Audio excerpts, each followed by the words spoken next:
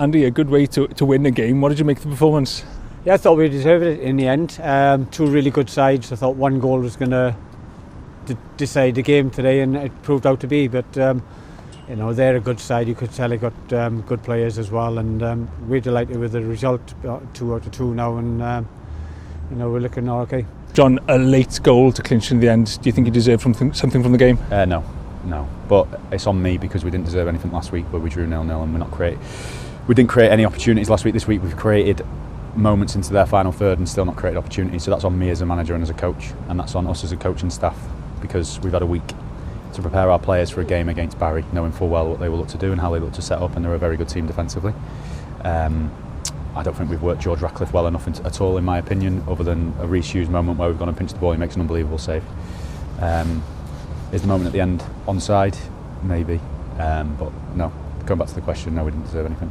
Ollie, a tough one out there today?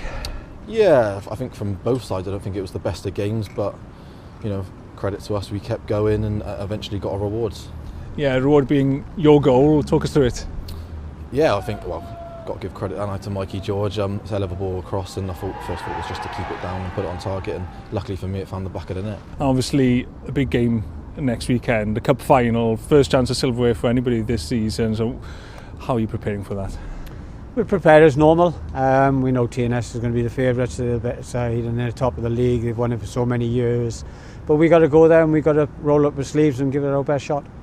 Where you are on the table, obviously you've got a big gap around you, ahead of you and below you. How do you sort of avoid coasting through the rest of the season, I suppose, is the question? I think if you ask my players, they would know that they're definitely not coasting through towards the end of the season. I'm most certainly not coasting my way through. I know how hard it is. I've been in this league for 10 years. I know how hard it is to play in every single game, especially in the top 6. But it feels like at the moment there's a bit of a storm coming. But I'll live through that, and I'll make sure that I really enjoy challenges. There's big challenges coming ahead, none more so than TNS in our next league game, followed by Carnarvon. So that gap can quite quickly close. My players are fully aware of that, and bring it on.